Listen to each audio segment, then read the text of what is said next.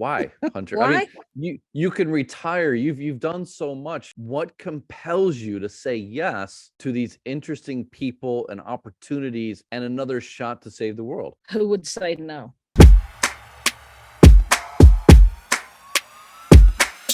Welcome back, everybody. Rich Brubaker, Shanghai-based founder of Collective Responsibility, here today with another edition of the Sustainable Ambassador podcast. Through this podcast, I talk with the amazing people who are doing the work to solve big challenges of environment, economy, and society. This evening, I am blessed to be joined by Hunter Lovins, who I've known for the better part of a decade now. We ran into each other in Boulder, and she is by far one of the heroes that I had back then, and still to this day. I look up at her LinkedIn, I'm like, how the hell does she get so much done? She's been at this for 35 years, co-founder of RMI and NatCap Solutions. She's a teacher at Bard. She is everywhere. She helps Unilever, Walmart, Paul Pullman individually. It's an amazing amount of energy. And oh yeah, she was a rodeo horse rider. Is that right? Yeah. So she knows what it's like to get on a wild animal and run with it. So with that, Hunter, I'm so happy to have you here as part of this. We've had some amazing conversations already, and I'm really excited about this one. So why don't you do us a favor, do me the favor, do the community a favor, and properly introduce yourself and give a personal intro to the work that you've been doing and the mission that you're on. Well, howdy, y'all. My name is Hunter Lovins. I work about 6 different jobs. I'm the president of a little nonprofit called Natural Capitalism Solutions. I teach at the Bard MBA in Sustainable Management. I am then also Chief Impact Officer of a little finance company that a group of us created called Change Finance. We built the first truly fossil fuel-free exchange-traded fund.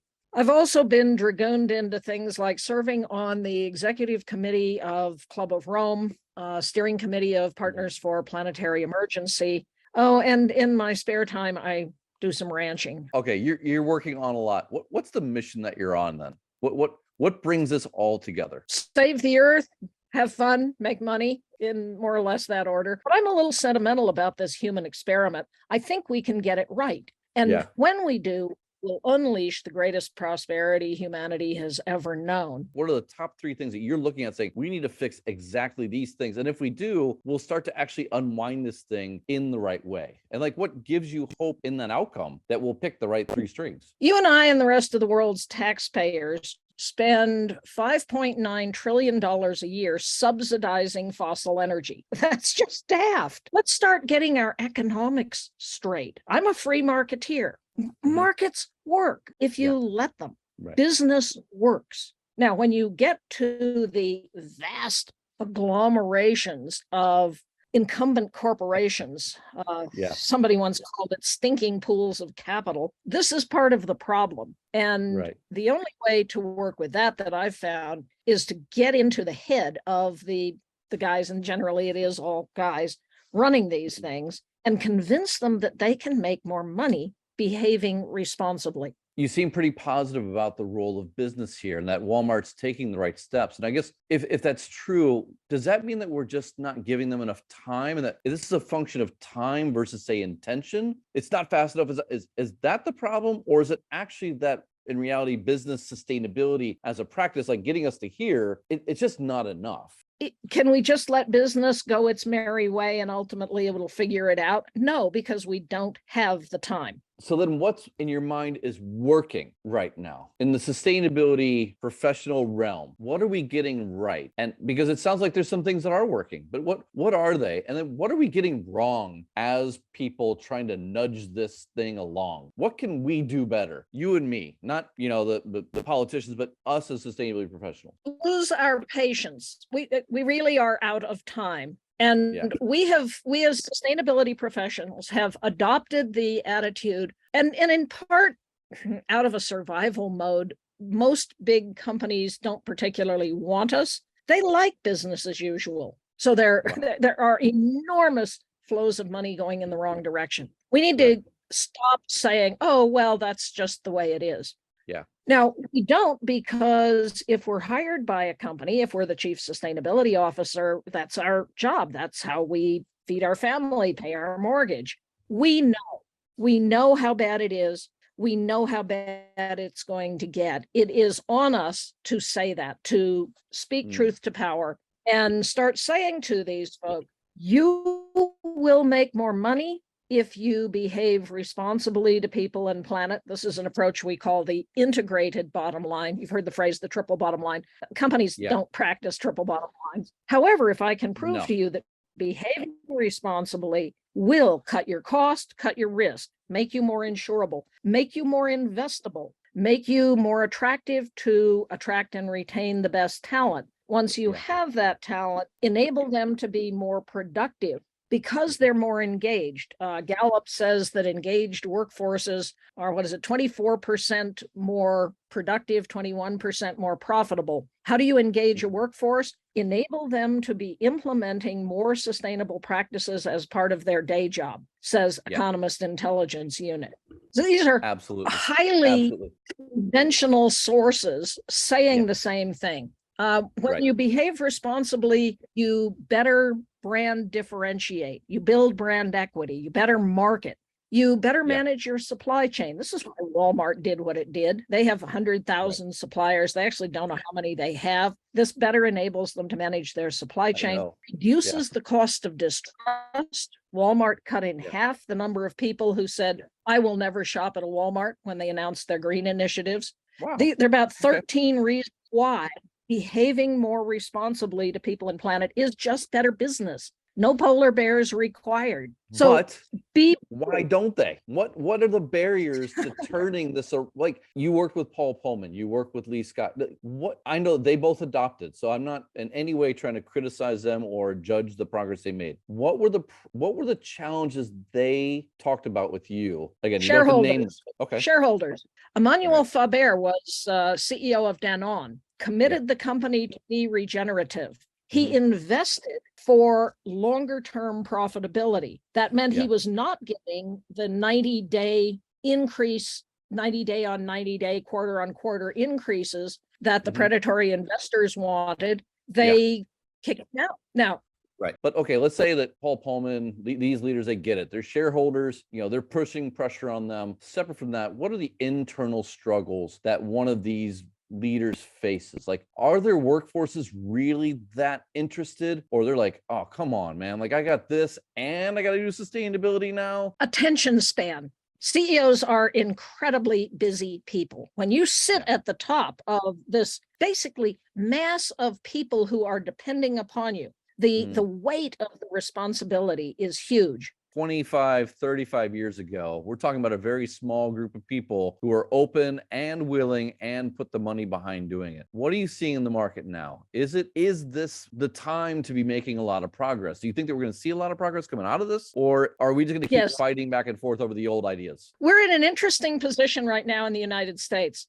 All of the fuss about ESG, environment, social, good governance, which really is just sustainability or socially responsible investing or corporate social responsibility restated. ESG has gained credibility because a man named Bob Eccles at Harvard said, if this stuff is ever going to be embedded in business, it has to be mandated by the SEC. And he said, for the SEC to say this, it has to be proved to be material, which means a reasonable investor would want to know this. Failure to disclose would be considered by a reasonable investor to be dereliction of duty. So Eccles got his Harvard buddies to start showing through peer-reviewed research papers that behaving more responsibly to people and planet is better business. Well, and so this is where I find a lot of this really interesting, and particularly with ESG. I view ESG as, well, it started off as reporting for financial markets, right? But in the right hands, it's a lens into the future of where your business should be. And so it gives you a great kind of, hey, this is a scorecard today. This is where I am. This is where I'm screwed up. But if you're a financial investor, what made me laugh about that whole crisis was people who run that much money, all they're looking for is more information that helps them make more money. If ESG is that path, and you have some people who say, we're not going to invest in you because that's not the path that, and they don't even manage money, by the way. I actually viewed that as the dinosaurs that died in the meteor have actually gone out of the cave and are looking at the meteor coming at them going, hey, look, isn't that pretty? And they're about to get hit, where the rest of them have realized we're sheltered up, we're okay. And I feel like this is a moment where we can kind of split from those who want to hold on to the past. But I'm just curious, like, is it moving fast enough? Will it? No. Do you think that we're moving fast enough to solve the problems before we go to the worst case scenarios, or are we actually bending the curve now? Well, again, yes to both. No, we're not moving fast enough. Yes, we're bending the curve. About a year ago, I was asked to become a managing director of Now Partners. And Walter asked, would I come to Munich, Rome, Assisi and help him run a set of back-to-back-to-back workshops. But as I was leaving to head to the airport to go to Munich, I thought, this may be my last trip. My husband's been after me to retire. And I'd been asking myself, you take all the things I do, writing books, lecturing, traveling, speaking, teaching, consulting, is it enough? No. Do I know what enough is? I thought, no. Well, then why go down the road? Why burn jet fuel? Right. So headed to Munich, I thought, this will be my last trip. And that was a bleak thought. Life is what happens to you when you're planning to do something else. In Munich, I met a man, very senior UN, and we sat down and talked. And he pitched me on an idea, which, if we can pull this off, is going to be a big chunk of the solution to the climate crisis. Yeah. And my thought was, well, it's big. It's too big. I have no idea how to do it, nor do I know anybody who could. Somewhere in the middle of Italy, I thought, I think this guy can do it. Right. And somewhere else, middle of Italy, he asked, would I join him? And I looked at him and I said, I will ride for your brand. Why, Hunter? Why? I mean, you can retire. You've done so much. What compels you to say yes to these interesting people and opportunities and another shot to save the world? Who would say no? If I think I have a shot at it, I got to say yes. You get an opportunity to take a shot. If you know there's no shot there, yeah, you can stand down, give in to the inevitable. We're all going to die, but not today. And if you think you have a shot, you've got to take it. And I said to this guy, we may fail. We will not give up. It's not in cowboys' language to quit. So what do you get if you win? Because you know the downside risk. The downside risk is guaranteed. You're going to die. What's the upside to giving this a shot? I have a quote on the wall above me from Lao Tzu. Leaders are best when people scarcely know they exist. Not so good when people obey and acclaim them. Worst when people despise them. Fail to honor people, they fail to honor you. But of a good leader who talks little, when their work is done, their task fulfilled, the people will all say, we did this ourselves. If we can pull this off, I'll be able to set my horse with a smile. The reality is you and this gentleman are going to get down the path, but probably not summit the mountain on your own. You'll need a lot of people behind you, and you'll need people to follow after you as well. You put in your effort. I don't want to get to the top, and I sure as hell don't want it to be all about me. So who is the next generation? What's the next generation look like? They are so exciting. This is why I teach. Right. This is, in many ways, this is their future. The worst of it will hit after I'm safely dead. These young people will not be dead, and they know it. And so they are desperate for, is there a way forward for them? And of course, the answer is yes, because we have the technology, we have the policy, we know what to do. We're almost out of time. So now's the time to go hard. You mentioned that we got to stop being patient, and we need to be out there screaming. And they do, right? Like, I don't care if it's Greta Thunberg or any of these others that are out there. They're really saying, like, fix this. This is your fault. And I'm curious, is that the right way? Or do you think that they're going to start moderating like we did? Because we used to be out there screaming too. And then we had to get jobs and pay for mortgages. Do you think that they can keep that war cry up? It's an essential part. We need young people angry, screaming, demanding. It's going to take all of us. Right. And so I don't object to the young people screaming. I'll, if I'm going into a corporate headquarters and there are a bunch of them standing out front protesting, I'll stand there for a while with them and say, good on you, keep going. And then go in and sit down with the CEO and say, hey, I was just with the folk outside. If you want them to go away, here are the things you can do. If you do these things, you will make more money.